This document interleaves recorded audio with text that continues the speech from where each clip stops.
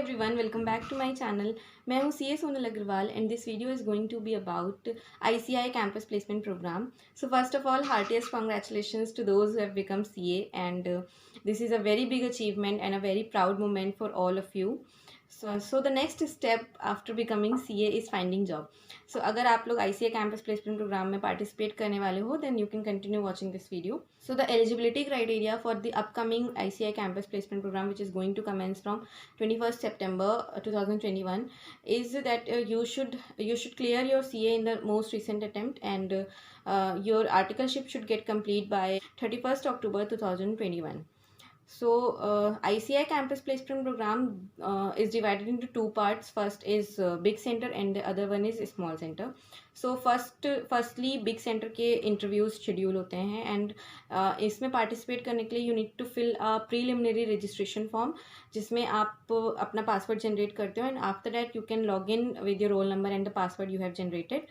So उसमें आपको एक form fill करना होता है जिसमें आपको basic details देनी होती हैं like your personal information, your number of attempts, your articleship experience, your hobbies, achievements, and the location you are comfortable with and the expected salary. And payment करने के बाद जब टाइमलाइंस इसकी ख़त्म हो जाती हैं रजिस्ट्रेशन की, उसके बाद में ये सारा डेटा उन कंपनीज़ के पास जाता है which have come in the campus placement programme and इस फॉर्म के बेसिस पे they assess your data and then वो शॉर्ट लिस्टिंग करते हैं. सो फॉर्म भरते टाइम पे please be flexible with the location and the salary which is currently in the market as per the industry standard because this also plays a major role while shortlisting. So and अपना form जो है वो बहुत carefully भरो, like उसमें keywords use करो. जो भी आपने आर्टिकलशिप में एक्सपीरियंस गेन किया है उसमें कीवर्ड्स के साथ ही उसमें अपनी इन्फॉर्मेशन को फिल करो. So while shortlisting there is no set criteria. ऐसा कहा जाता है कि नंबर ऑफ अटेम्प्ट्स मैटर करते हैं. Yes they do matter but I have seen many people जिनका फर्स्ट अटेम्प्ट में क्लियर हुआ है but still they did not get shortlisted by any good company. And I have seen many people जिनकी multiple attempts में clear हुआ है CA but they got shortlisted by a good company and they are placed in a very good company right now.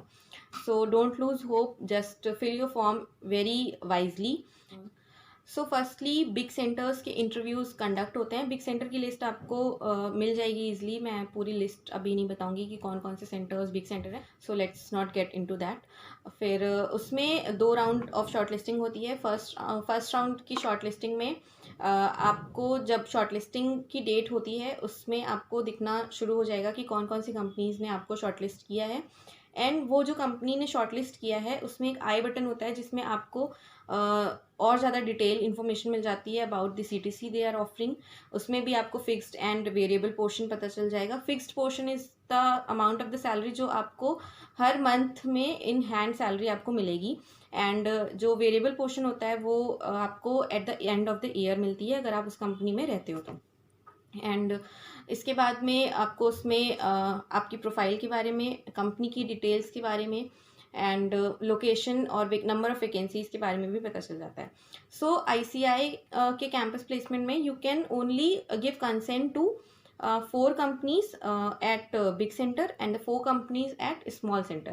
So अगर 2 round की short listing होती है so first round में अगर आपने 3 को कंसेंट दे दी है एंड उसके बाद में जब सेकेंड राउंड की शॉर्ट लिस्टिंग होती है एंड उसमें आपकी कंपनी सपोज करो मोर देन 3 और 4 आई हैं तो उसमें you can give only consent to 1 company. In total 4 companies की consent at big centre and 4 companies की consent at small centre.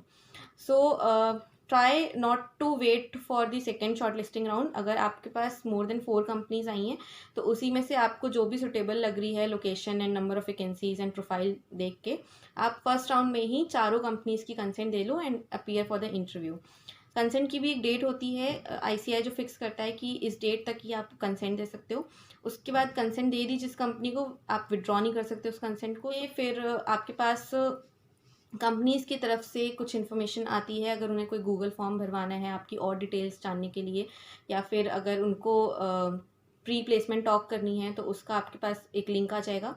And interviews जो होते हैं वो क्लैश भी कर जाते हैं कभी कभी बिकॉज सेम डे पे ही बिग सेंटर्स जो आपने सेंटर चूज़ किया है उसमें सेम डे पे ही आपके इंटरव्यूज़ होंगे.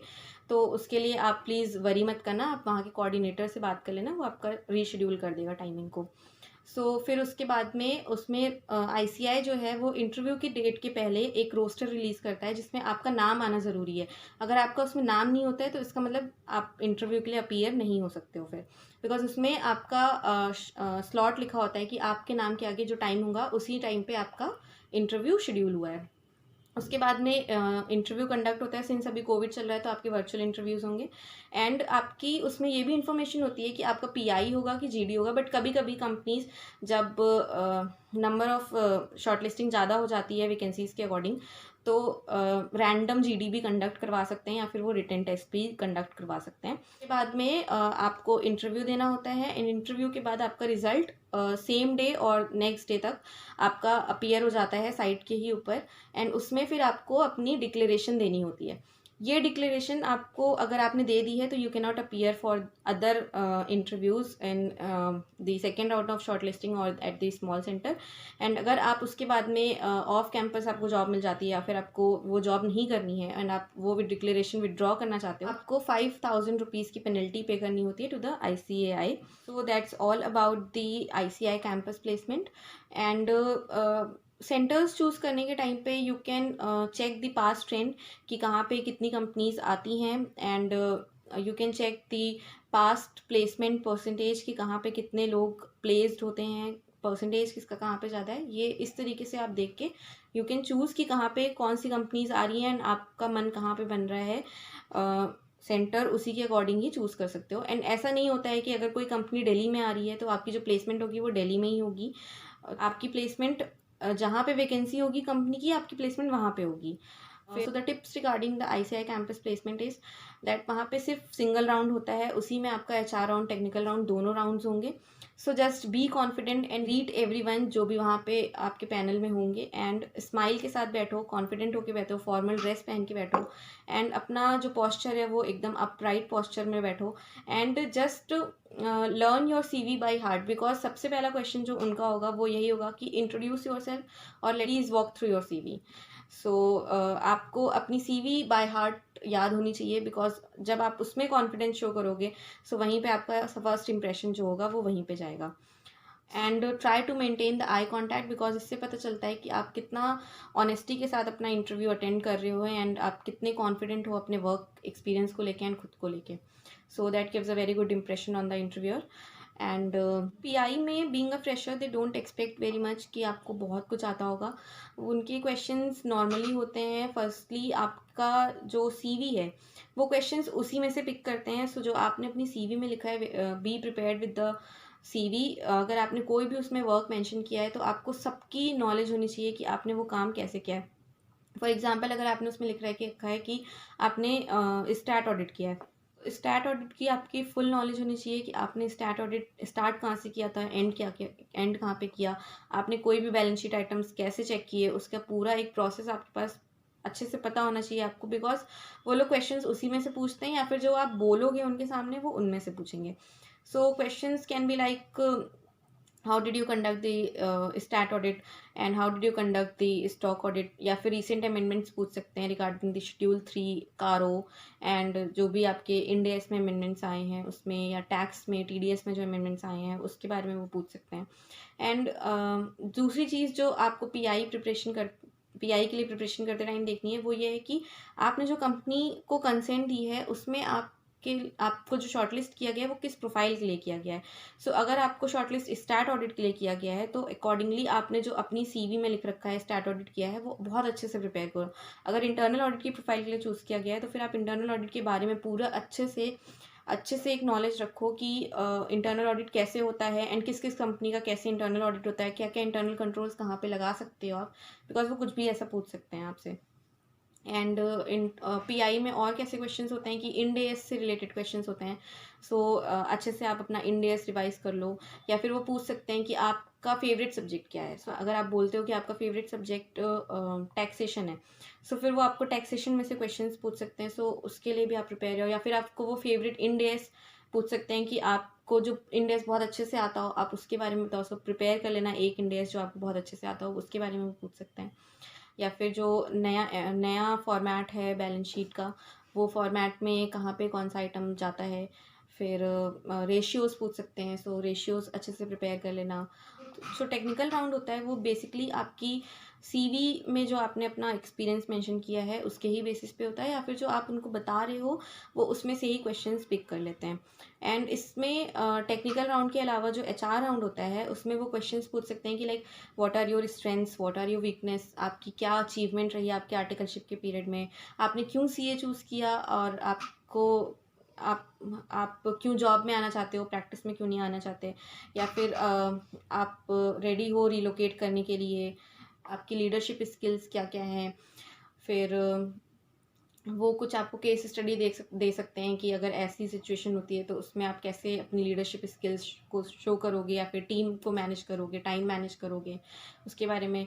और नेक्स्ट थिंग जो इम्पॉर्टेंट है वो ये है कि अगर आपने अपनी कोई हॉबी मेंशन करी हुई है अपनी सीवी में, so please be prepared for the hobby, कि वो उस हॉबी से पूछ सकते हैं। लाइक अगर आपने म्यूज़िक मेंशन किया हुआ है कि आपको म्यूज़िक सुनना पसंद है या गाना पसंद है, तो वो पूछ सकते हैं कि ये म्यूज़िक कौन सा टाइप का है, या फिर रिसेंट में म्यूज़िक में किसको कौन सा अवार्ड मिला था। या फिर अगर आपने अपना मेंशन किया है फाइनेंशियल मार्केट के बारे में, सो वो आप पूछ सकते हैं कि रिसेंट न्यूज़ क्या है, निफ्टी सेंसेक्स कितना चल रहा है, फिर आप कैसे करते हो फाइनेंशियल मार्केट में वर्क, सो वो उसके बारे में पूछ सकते हैं उसमें। नेक्स्ट थिंग ये कि जो भी कंपनी का आप इंटरव्यू दे रहे हो उस कंपनी के बारे में इंफॉर्मेशन निकालो गूगल से, कि उस कंपनी की ब्रांचेस कहाँ कहाँ पे हैं, सब्सिडरीज कहाँ कहाँ पे हैं, उस कंपनी को रिसेंट में कोई अवार्ड मिला था क्या, एम्प्लॉई कैसे हैं वहाँ के, क्या क्या किस किस फील्ड में वो काम करती है, so why that company only, why not other company. And specially अगर आप बिग फोर के लिए इंटरव्यू देने जा रहे हो तो वो बहुत पूछते हैं कि वाई KPMG या वाई डिलॉयट, ऐसे करके। तो प्लीज़ बी प्रिपेयर्ड, ताकि आप वहाँ पे फंबल ना करो, बिकॉज जितने ज़्यादा आप कॉन्फिडेंट रहेंगे इंटरव्यूअर के ऊपर उतना ही ज़्यादा आपका अच्छा इंप्रेशन जाएगा and chances of being selected ज़्यादा हो जाते हैं। So these are the tips for PI। And GD में they can give your random topic, जो कि फिक्शनल नॉन फिक्शनल दोनों हो सकता है, या फिर करंट जो भी टॉपिक चल रहा है पॉलिटिक्स से रिलेटेड, इकोनॉमिक्स से रिलेटेड, या ये फंडामेंटल राइट्स से रिलेटेड, या फिर इन्वायरमेंट से रिलेटेड, उस टॉपिक पे बेस्ड कोई भी टॉपिक दे सकते हैं। लाइक डीमोनेटाइजेशन अच्छा था या बुरा था, इससे रिलेटेड आपको पूछा जा सकता है। या फिर ऐसे पूछ सकते हैं कि जो फ्रॉड्स हो रहे हैं उसका इफ़ेक्ट क्या है, हमारे बैंक में जो फ्रॉड्स हो जाते हैं उसका इफ़ेक्ट क्या है हमारी इकोनॉमी पे, इस टाइप के टॉपिक्स आपसे पूछ सकते हैं। या फिर पूछ सकते हैं कि साइंस इज़ अ बून और कर्स, इस टाइप से आपसे टॉपिक्स पूछ सकते हैं वो। सो GD में जो कुछ टिप्स हैं वो ये हैं कि GD में फ़र्स्ट ऑफ ऑल आपको लीडरशिप स्किल्स शो करनी होती है। आप बहुत अच्छा रहेगा कि अगर आप टॉपिक को इनिशिएट कर दो, अगर आप टॉपिक इनिशिएट नहीं कर पाते हो तो एटलीस्ट कंक्लूड कर दो। एंड उसमें कुछ चीज़ें जो देखी जाती हैं वो ये है कि अगर आपका टॉपिक ऑफ ट्रैक जा रहा है तो आप उस टॉपिक को कैसे बोल के वापस लेके आते हो सबको, तो वो देखा जाता है कि आप के अंदर लीडरशिप स्किल्स हैं, आप अपनी टीम मेंबर्स को साथ में रखने की कोशिश करते हो। या फिर अगर कोई चुप बैठा हुआ है तो आप कह सकते हो कि let's take the opinions of others as well. And अपनी जो आवाज़ है वो थोड़ी सी पोलाइट रखो, वहाँ पे हम आर्ग्यूमेंट नहीं करना है, इस चीज़ का हमें बहुत फोकस करना है। बिकॉज GD में वो ये नहीं देखते हैं कि आप कितना सही कितना गलत बोल रहे हो, वो ये देखते हैं कि आप अपने ओपिनियन पे कितना ज़्यादा टिके हुए हो। अगर आपने कोई टॉपिक ऐसा है जिसके कुछ एडवांटेजेस भी हैं उसके कुछ डिसएडवांटेजेस भी हैं, बट अगर आपने उस टॉपिक के एडवांटेजेस वाला साइड चूज़ किया है, सो वो ये देखेंगे आप कितने वैलिड पॉइंट्स लेके आ रहे हो अपनी चीज़ों को जस्टिफाई करने के लिए। ऐसा नहीं होना चाहिए कि एंड में आपने शुरू किया था एडवांटेजेस पे एंड दूसरों के ओपिनियन सुन के उसमें आप डिसएडवांटेजेस में चले गए। सो ऐसा नहीं करना है उसके अंदर। सो वो यही चीज़ देखते हैं कि आप मेंटली कितना स्ट्रांग हो, लोगों को साथ में कितना लेके चलते हो। एंड जब वहाँ पे चीज़ें मतलब हीटअप होने लगती हैं तो आप उस चीज़ को कैसे सॉल्व करते हो। सो आपको GD के लिए ये टिप्स हैं। एंड कुछ कंपनीज जब उनको सॉर्टिंग करनी होती है, जब नंबर ऑफ़ कैंडिडेट्स ज़्यादा हो जाते हैं तो वो रिटन टेस्ट भी कर सकते हैं। GD भी इसी पर्पज़ के लिए ही होता है। So there can be either GD और either written test. So written test में आपके कुछ कंपनीज होती हैं जो कि आपकी रीजनिंग, एप्टीट्यूड एंड इंग्लिश, ये सब चीज़ों की चेकिंग करवाती हैं। बट अगर आप के पास इतना टाइम नहीं है, so don't go into that, because इतना टाइम नहीं है और हमें आदत भी नहीं होती है कि हम ये सब चीज़ें पढ़ें. So try to clear your technical concepts जो कि आपको पीआई में भी काम आएंगे. सो वहाँ पे दोनों तरीके के टेस्ट होते हैं. एक ये रीजनिंग एप्टीट्यूड वाला टेस्ट भी होता है एंड एक आपका टेक्निकल टेस्ट भी होता है जो कि एसएफएम पे बेस्ड भी हो सकता है या अकाउंट्स पे भी बेस्ड हो सकता है. So try to clear the concepts of those subjects ताकि आपको पीआई में भी आपको उसका एडवांटेज मिले. सो इस तरीके से ये जो कैंपस के इंटरव्यू होते हैं वो कंडक्ट करवाए जाते हैं, जिसमें कि आपके दो, लेट्स कंक्लूड इट, उसमें आपके 2 सेंटर्स होंगे. आपको एक बिग सेंटर चूज़ करना होता है या एक स्मॉल सेंटर चूज़ करना होता है. अगर आपकी जॉब फाइनल हो जाती है बिग सेंटर में तो आप स्मॉल सेंटर में जॉब नहीं दे सकते हो. फिर उसमें तीन चीज़ों के तरीके से इंटरव्यू हो सकता है, that is GD, written test और पीआई. सो ज़रूरी नहीं है कि वहाँ पे जीडी और रिटन टेस्ट होगा. पीआई में मैंने आपको बता दिया कि किस तरीके से चीज़ें वो लोग पूछते हैं एंड कैसे कैसे पूछते हैं. सो उसमें बस आपको कॉन्फिडेंट रहना है, स्माइल करते रहना है, ग्रीट करना है सबको. एंड अगर आपको नहीं आती है कोई चीज़ तो फंबल मत हो. आगे के क्वेश्चंस के लिए कॉन्फिडेंस लूज मत करो. जस्ट से कि I don't know and I will try to gain knowledge about this topic as well. या फिर ये कह सकते हो कि sir I haven't revise the topic recently so I can not recall this topic.